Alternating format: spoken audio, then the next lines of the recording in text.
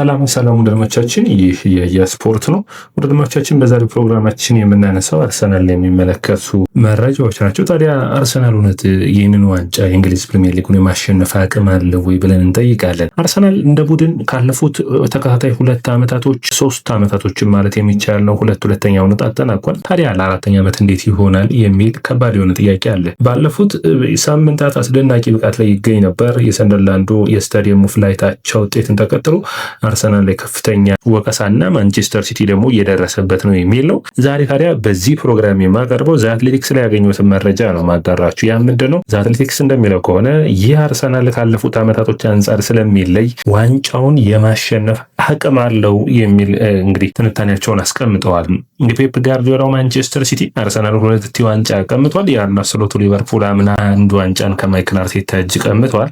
ታዲያ ያለፉት 3 ዓመታቶች የዋንጫ መቀማት ዘንድሮ የማይደገምበት ለምንድን ነው ብለን በምንጠይቅበት ሰዓት ዘ አትሌቲክስ ይህ አርሰናል የተለየ ነው ይለናል። ምን ነጥቦችን ያነሳል? ወደድማቻችን በእናንተ እይታስ ዘንድሮ አርሰናል ዋንጫውን ከማንቸስተር ሲቲ ተፎካክሮ ግንቦት ወር ላይ ያነሳል ብላችሁ ታስባላችሁ? ኮሜንት መስጫ ቦክስ ላይ አስቀምጡልኝ። ታዲያ አርሰናል በሳምንቱ መጨረሻ ስታዲየም ኦፍ ላይት ድረስ ያቀንቶ 2-2 በወጣበት ጨዋታ ላይ አርሰናል 8 ሹቶችን ሰንደርላንድ ሞክረው ነበር። አርሰናል 16 ሹቶችን የሞከረው። ትልቁ በጨዋታው ላይ መነሳት የነበረበት ነጥብ አርሰናል የሞከረው 2.26 ኤክስጂ ካስቆጠረው 2 ጎል በላይ መሆኑ ነው እና አርሰናል ለሎ ብሎክ ለሚጫወቱ ቡድኖች መፍትሄ ማምጣት መቻሉ ነው። ይህ ማለት አርሰናል 0.53 ኤክስጂ ነው ደግሞ የተሞከረበት። ምን ያክል ጠንካራ የመከላከል ቅርጽ እንዳለው የሚታይ ነው። ምንም እንኳን 2 ጎሎች ቢቆጠሩበትም ማንቸስተር ሲቲ እና በሊቨርፑል ኤክስፔክትድ ጎልን በምታዩበት ጊዜ 1.7 እና 1.4 ሆኖ ታዩታላችሁ። ስለዚህ ማንቸስተር ሲቲም ሊቨርፑልም ያምናና የታቻምና አይነት ብቃታቸው ላይ አይደሉም የሚያስብል ነው። ታዲያ ቁጥሮችን ከውጤታቸው ጀርባ በምታዩበት ጊዜ ይህ የአርሰናል ቡድን ባለፉት 3 እና 4 ዓመታት ዋንጫዎችን ሲያጣ ትልቁ ችግር የሚሆነው በሎ ብሎክ የሚጫወቱ ቡድኖችን ማሸነፍ አለመቻል፣ ሁለተኛ በራስ መተማመኑ በመጠቀም የስኳድ ጥልቀት አለመኖር ነበር። ዘንድሮ ያንን ሁሉ የተቀረፈ ይመስላል። ምክንያቱም አርሰናል በሰንደርላንዱ ጨዋታ ላይ 7 ተጫዋቾች ተጎድተውበት፣ ሁለተኛ ዳኛው እንግዲህ መጀመሪያው ዙቢሜንዲ ሰራ የተባለው ፋውል ከነዳኛ ጥፋቶች ሁሉ ተቋቁሞ መጫወቱን መረሳት የለበትም። ታዲያ አርሰናል እንደ ሽንፈት የተቆጠረው ያቻ ውጤት ሜቢ የዓመቱ መጨረሻ ላይ አርሰናል በ1 ነጥብ ልዩነት ዋንጫውን ሊያነሳ የሚችልበትን እድል የሚያቀርብ ነው። ታዲያ አርሰናል በሎ ብሎክ የሚጫወቱ ቡድኖችን እንዴት ነው ማሸነፍ የቻለው ብለን በምናይበት ጊዜ አንደኛው 2 ፉልባኮች ቲምበርና ካላፊዮሪ የተለየ ሚናን ዘንድሮ እያሳዩን ይገኛሉ። የአርሰናል የመስመር ተጫዋቾች ቡካዮ ሳካና ትሮሳርድና እንዲሁም ደግሞ ማርቲኔሊ ዘንድሮ ካለፉት ዓመታቶች አንጻር ጫናዎች ቀንሶላቸዋል። ታዲያ ማይክል አርቴታ በአዲስ ቅርጽ በአዲስ አኳኋን ይዞት የመጣው 2 ፉልባኮች በሚገባ መጠቀም ነው። አርሰናል 5 እና 6 ደቂቃዎችን ከተጫወተ በኋላ የመጀመሪያው ጎል ከተቆጠረበትም በኋላ የቲምበር ሚና ላይ ማይክል አርቴታ ብዙ ጊዜ ሲመክረው ይታይ ነበር። ያም በቲምበር ላይ ያለው መተማመንና አርሰናል ከዚህ በፊት ቡካዮ ብዙውን ጊዜ ሳሊባና ገብርኤል ማጋሌስ ላይ ነበረው። አሁን ደግሞ ቲምበር እንደ አዲስ አገልግሎት ላይ የሚውል ምርጥ የማጥቃት አቅም ያለው የማጥቃት ቅርጽ ያለው ተጫዋችን እንዳገኘ የሚያሳይ ነው።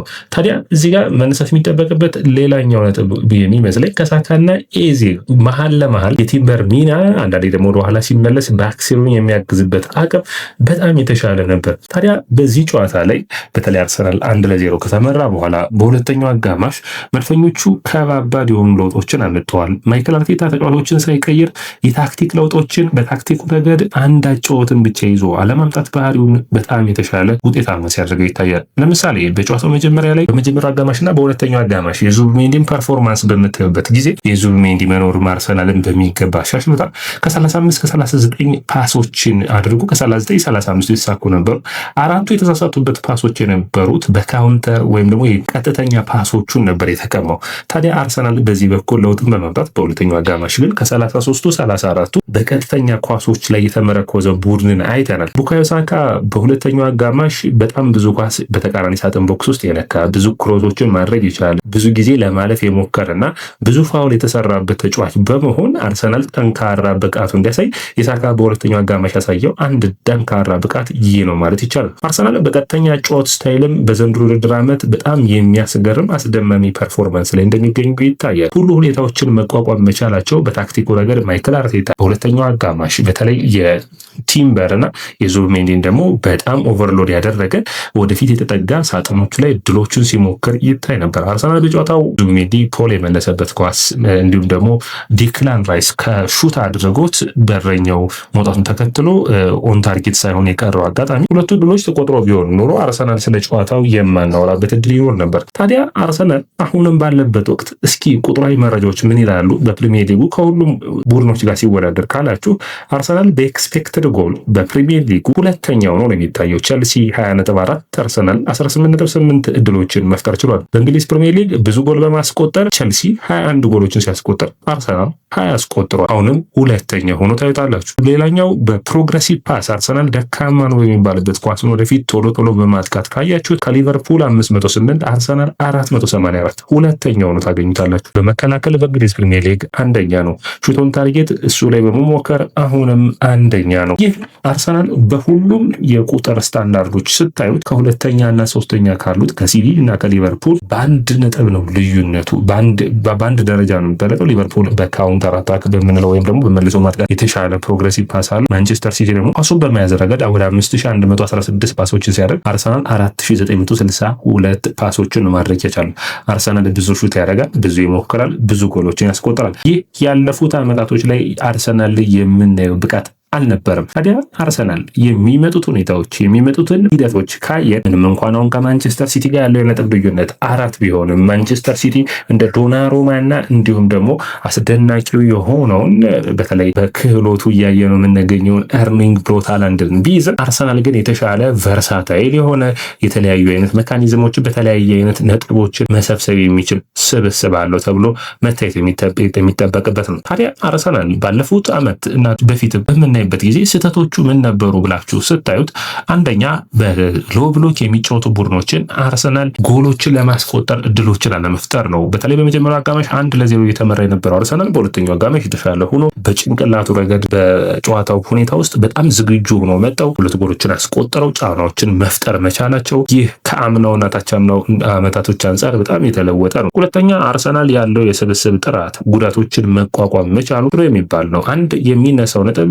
እዚህ ቡድን ውስጥ ዲክላን ራይስ ባይኖር ምን ይውጠዋል የሚል ነው። ሌላኛው የመከላከል ጥንካሬው ባለፉት ዓመታቶች ሳሊባና ገብርኤል ነበር። አሁን ግን የካላፊዮሪ ቲምበርን ብቃትም እያየ እንገኛለን። ሌላኛው የአማካይ መስመሩ ላይ ነው እንግዲህ መነሳት የሚጠበቅበት ነጥብ የሚመስለኝ የዲክላን ራይስ በዘንድሮ የውድድር ዓመት በጣም አስፈላጊውና ወሳኙ ተጫዋቹ ነው መጫወቱ ነው። ከዛዎች እንግዲህ አርሰናል ቀጣይ የሚያደርጋቸው ጨዋታዎች አንጻር የነበሩበትን ከባባድ ጨዋታዎችን በተለይ ወደ ኦልትራፎርድ አቅንተዋል፣ ወደ አንፊልድ አቅንተዋል፣ ወደ ሴንት ጄምስ ፓርክ አቅንተዋልና እነዚህ ከባባድ ጨዋታዎችን ቀድሞ በውድድር ዓመቱ ማድረጉ በሁለተኛው ሲዝን ጊዜ ሊቨርፑል ወደ ኤሚሬትስ ይመጣል፣ ማንቸስተር ዩናይትድ ወደ ኤሚሬትስ ይመጣል፣ ኒውካስትል ወደ ኤሚሬትስ ነው የሚመጣውና ጥሩ የሚባሉ ሂደቶችን ማድረግ ችሏል። ከማንቸስተር ሲቲ ጋር ተጫውተዋል። ቀጣይ ያሉ በቶተንሃምና እንዲሁም ደግሞ የቸልሲን ጨዋታ ማሸነፍ የሚችል ከሆነ አርሰናል ለውጦቹ በሚገባ የሚታዩ ነው ማለት ይቻላል። ታዲያ ማይክል አርቴታ በታክቲኩ ረገድ አሁንም ስብስቡን በፍጥነት እያሻሻለ የተለያየ ታክቲካዊ አቅም ይዞ መምጣቱ ጥሩ ነው። ኳስ የሚያደርጉበት አቅም ኳስን ላለመያዝ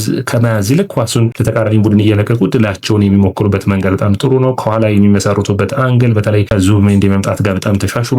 አሁንም የቆመ ኳስ አርሰናል የሚችለው አልተገኘም። ባለፉት ዓመታቶች ደግሞ ጌም ማኔጅመንት ችግር ነበረበት አርሰናል። በሰንደርላንዱ ጨዋታ ላይ ትንሽ መነሳት የሚጠበቅበት ነጥብ ይሆናል። ጨዋታዎችን ግን በዘንድሮ ውድድር ዓመት በሚገባ ተቋቁሞ ውጤቶችን ሲወስድ አይተናል። ታዲያ አርሰናል አሁን ከጉዳት የሚመለሱ ተጫዋቾች ካሉ እነዛን ተጫዋቾች በሚገባ ተጠቅሞ በሚቀጥሉት ጨዋታዎች በተከታታይ ስንት ጨዋታዎችን ማሸነፍ ይችላል? ማንቸስተር ሲቲንስ በምን ያክል መንገድ ይፈተናል የሚለው ትልቁ ጥያቄ ነው። ፔፕና ማንቸስተር ሲቲ ደግሞ ዋንጫዎችን እንዴት ማሸነፍ እንዳለባቸው በሚገባ የሚያውቁ ቡድኖች ናቸው። ነገር ግን ፔፕ ያለፉትን ዓመታቶች ያላቸው ልምድ ያለው ተጫዋቾች እጥረት ይኖርበታል ብዬ አስባለሁ። ከዛ ውጭ አሁንም ቢሆን በማርሙሽ መጫወትና በኤርሊንግ ብሮት ሃላንድ መጫወት ልዩነት አለው። ሁለቱ ነጥቦች መነሳት የሚጠበቅባቸው ይመስለኛል። አርሰናል የተሻለ ስኳድ አለው ብዬ አስባለሁ። የእንግሊዝ ፕሪሚየር ሊግ ቡድኖች በሚገባ መፈተን የሚችል ይሆናል ብዬ አስባለሁ። ነገር ግን አርሰናል ማንቸስተር ሲቲም ከቼልሲ ጋር ይጫወታሉ። እንግዲህ ቀጣይ ሳምንት ደግሞ ከሀገራ ጨዋታ መልስ ሲቲ ወደ ሴንት ጄምስ ፓርክ ያቀናል። አርሰናል በሜዳው ቶተንሃም ያገጥማል። ስለዚህ እነዚህ ተጠባቂ የሚያጓጉ ጨዋታዎች ነው የሚሆኑት። ፔፕ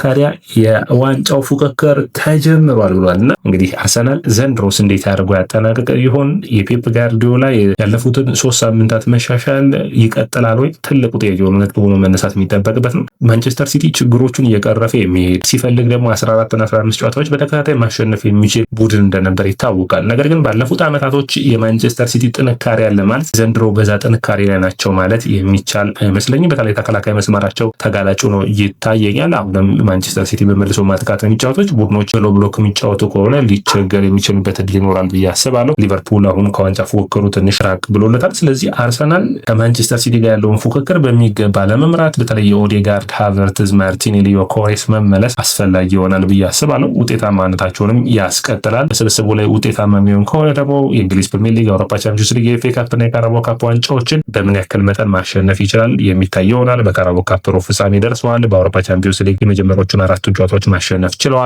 በእንግሊዝ ፕሪሚየር ሊግ አሁን ባሉበት ሁኔታ 2 ጨዋታዎችን አቻ 1 ሽንፈት ብቻ ነው ያስተናገዱት እስካሁን ከ11 ጨዋታዎች ማለት ነው። 38 ሳምንት ነው እንግዲህ እንግሊዝ ፕሪሚየር ሊግ። ታዲያ በመጨረሻው 38ኛው ሳምንት አርሰናል ዋንጫውን ያሸንፋሉ የሚጠበቅ ነው የሚሆነው። ወዳጆቻችን ይህ የየስፖርት ነው። የየስፖርትን ላይክ፣ ሼር፣ ኮሜንት፣ ሰብስክራይብ ማድረጋችሁን አትርሱ።